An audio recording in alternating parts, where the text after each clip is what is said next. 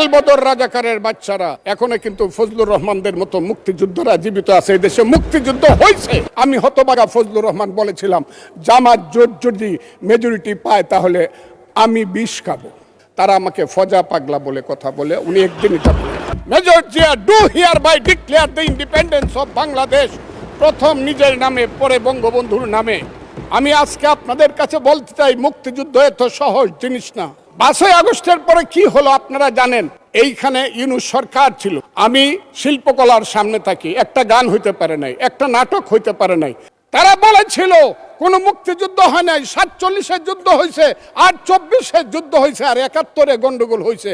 সেই দিন মুক্তিযোদ্ধা হিসাবে আমি বলেছিলাম, আমি বলতে পারবো কিনা কথাটা আপনি, এই আলবদর রাজাকারের বাচ্চারা এখনো কিন্তু ফজলুর রহমানদের মতো মুক্তিযোদ্ধারা জীবিত আছে। এই দেশে মুক্তিযুদ্ধ হয়েছে, মুক্তিযুদ্ধ সত্য, 30 লক্ষ লোক জীবন দিয়েছে, এটাও সত্য। এই যুদ্ধের মধ্য দিয়েই আমরা সেদিন তাদের সঙ্গে যুদ্ধ করেছি। আমার বাড়ির সামনে মব হয়েছে আমাকে হত্যা করার জন্য। আমি হতবাগা ফজলুর রহমান বলেছিলাম, জামাত জোট যদি মেজরিটি পায় তাহলে আমি বিষ খাবো। এই কথাটা আমি বলেছিলাম, আমি বিষ খাবো। হ্যাঁ, কথাটা সত্য, আমি বলে যাচ্ছি। এবং তারা কোনোদিন যুদ্ধে জয়লাভ করতে পারে না, রাজনৈতিক যুদ্ধে, কারণ তাদের পূর্বপুরুষ বাংলাদেশ চায় নাই। বাংলাদেশ যদি থাকে, এই বাংলায় শুধু বেলিচা মিলিয়ার জুই ফুল ফুটে না, এদেশে রক্তগোলাপ রক্ত জবাও ফুটে। এদেশের জঙ্গলে শুধু কোকিল ডাকে না, এদেশের জঙ্গলে রয়্যাল বেঙ্গল টাইগারও থাকে। যতদিন রয়্যাল বেঙ্গল টাইগার থাকবে, মুক্তিযোদ্ধা জিতবে, রাজাকার কোনোদিন এদেশে জয়লাভ করতে পারবে না। আমি চ্যালেঞ্জ করে বলে গেলাম। আমি আজকে আপনাদের সামনে আরো কিছু বলতাম, কিন্তু আমি টাইমটা দেখতেছি, আরেকটা কথা বলতে চাই। হ্যাঁ, আমার বক্তব্যের পরে বলবে আমরা কি মুক্তিযুদ্ধ করি নাই। যেমন বিরোধী দলের নেতা বলেন, ওনাকে আমি অসম্মান করি না, সব সময় মাননীয় বলে কথা বলি, কিন্তু ওনার দলের লোকজন এখানে বসে আছে, তারা আমাকে ফজা পাগলা বলে কথা বলে, উনি একদিনই তা বলে, তারা নাকি সভ্য, তারা নাকি ইসলাম। বিরোধী দলের নেতা বলেছেন উনি মুক্তিযোদ্ধা পরিবারের লোক এবং উনি শহীদ পরিবারের লোক এবং উনি জামাত ইসলাম করেন। এটা ডাবল অপরাধ।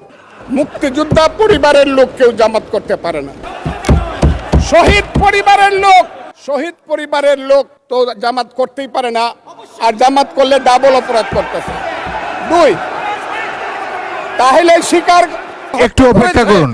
আমাদের নেতা জিয়াউর রহমানকে পাইলো এরা হত্যা করতো 16ই ডিসেম্বরের আগে। মাননীয় সদস্য ফজলুর রহমান, অপেক্ষা করুন।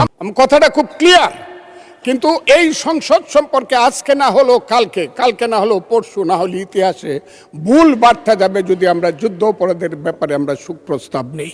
আমার আরেকটা কথা মিলন, পুলিশের ব্যাপারে যে ইনডেমনিটি দেওয়া হয়েছে, সেই পুলিশ 5ই আগস্ট পর্যন্ত একরকম, কিন্তু 5ই আগস্টের পরে, যেমন আমি মুক্তিযোদ্ধা কমান্ডার ছিলাম, আপনি বীর বিক্রম ছিলেন, 16ই ডিসেম্বরের পরে শত শত রাজাকার আমার কাছে আত্মসমর্পণ করছে।